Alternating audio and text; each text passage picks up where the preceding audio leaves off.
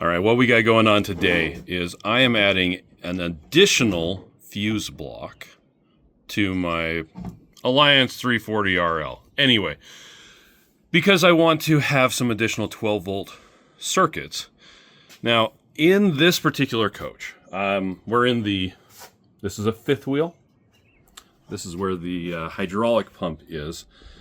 You have the main, well, I don't know if it's the main fuse blocks. You have the fuse block that most people are familiar with inside of the coach, in the living space where you have all the lights. But in addition to that, you have, I guess this is a high-powered fuse block that's over here.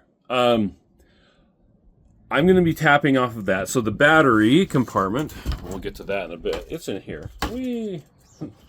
Battery voltage comes up here. Well, first it passes through the shutoff, and then from here it actually goes to the rest of the coach. This fuse block is able to supply voltage to things, high power things like the the hydraulic pump that does the slide outs and the leveling jacks in this case.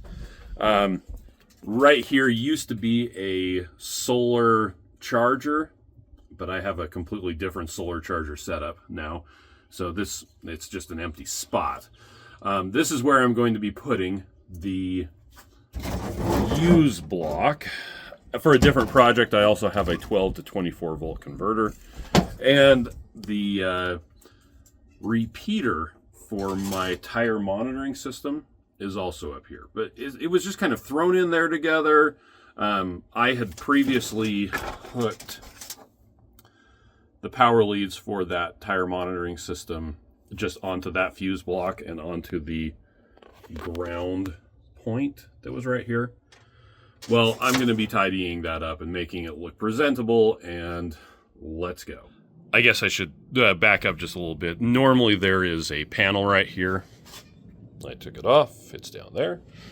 So anyway, I'm going to attach these to the wall. That is just a regular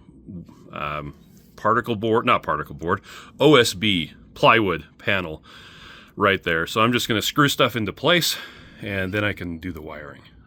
I mounted this fuse block and realized that the cable that I had made for myself, assuming I was doing it a different way, is not long enough. Even though I have these beautiful eyelets already on there, I'm going to have to make a new cable that's longer.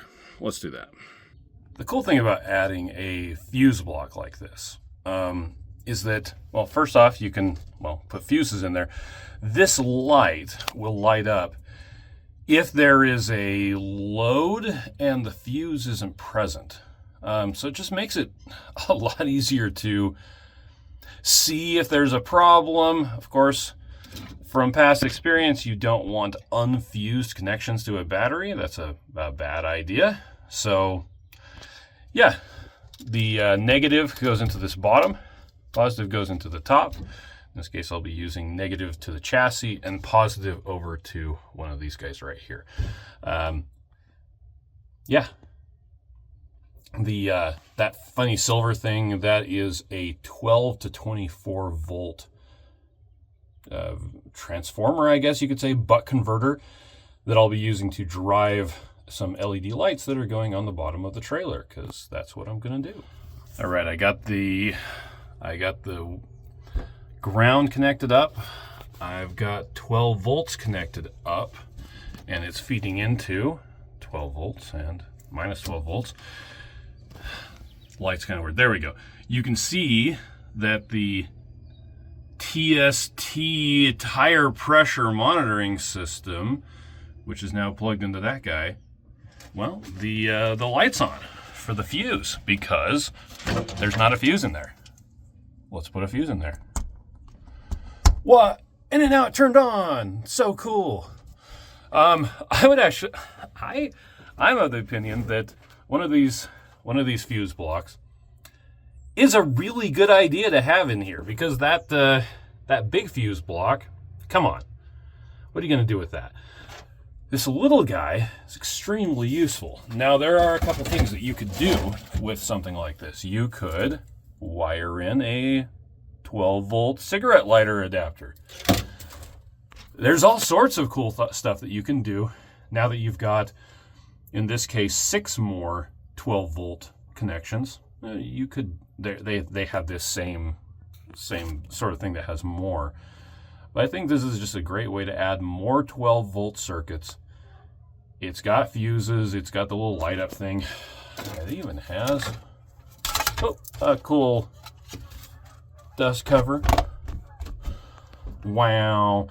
It does come with stickers that you can label what those are, and there's a variety of different things. It's mostly automotive, the preset stickers, but you can write whatever you want on them as well.